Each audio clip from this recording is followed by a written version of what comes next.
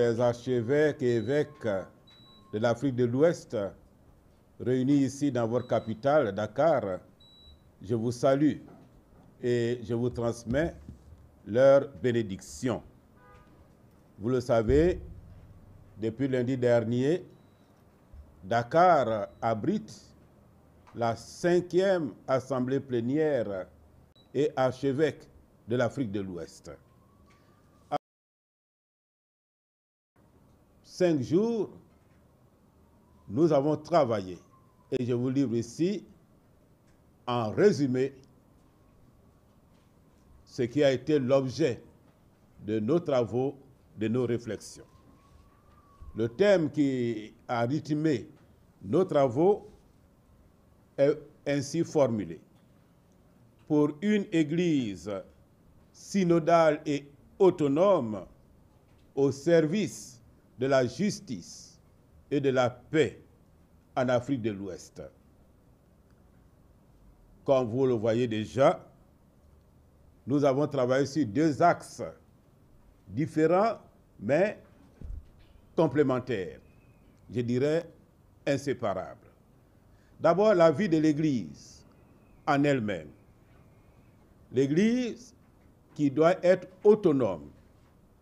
Nous, archevêques et évêques de l'Afrique de l'Ouest, nous sommes engagés à travailler pour que l'Église en Afrique de l'Ouest, pour ne pas dire nos églises particulières, parviennent à une certaine autonomie.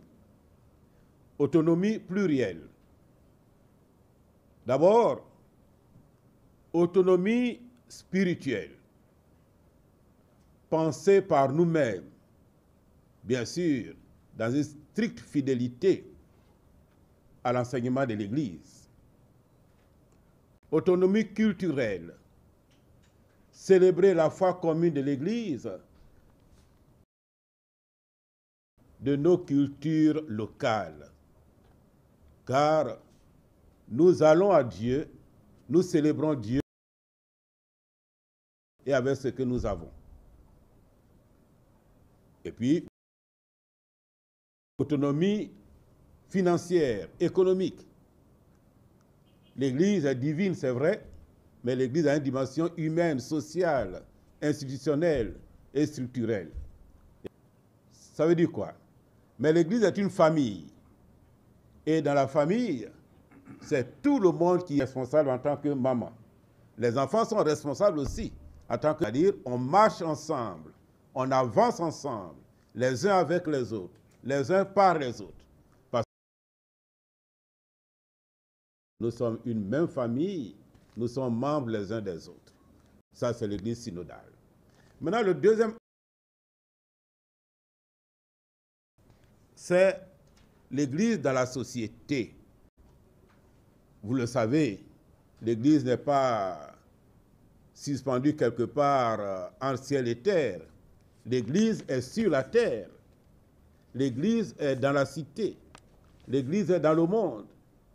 Ce qui veut dire que la vie de la cité, la vie de la société intéresse aussi l'Église. C'est vrai que Jésus-Christ a dit « Mon royaume n'est pas d'ici ». Mais justement, il a dit « Mon royaume n'est pas d'ici ». Il n'a pas dit « Mon royaume n'est pas ici ». Son royaume est bel et bien ici, même s'il n'est pas d'ici. Alors l'Église s'intéresse à la vie de la cité. Alors nous, membres de CERAO, archevêques et évêques de l'Afrique de l'Ouest, nous sommes déterminés, en tant qu'Église, à prendre notre place dans la société, à jouer notre rôle pour une Afrique de l'Ouest beaucoup plus... qui vive en paix, mais une paix fondée sur la justice. Alors, oui, à ce niveau, nous voulons apporter notre contribution pour la paix en Afrique de l'Ouest.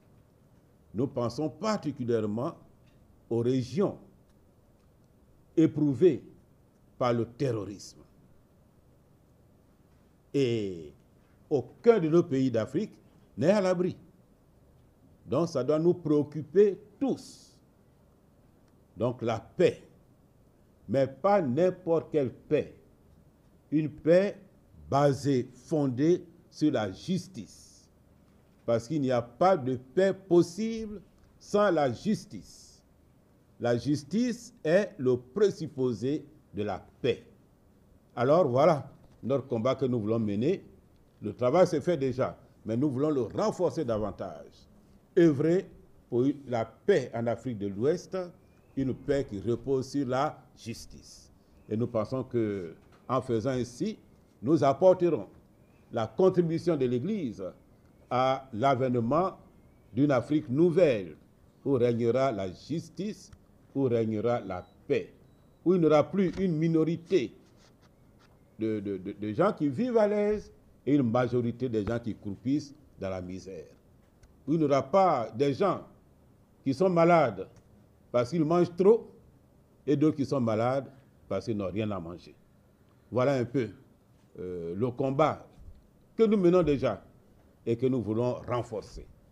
Voilà, chers amis de la presse, en introduction, ce que je peux dire sur les travaux de cette 5e assemblée plénière des CERAO qui tire à sa fin.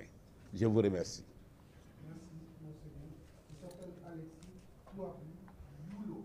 Après, vous serez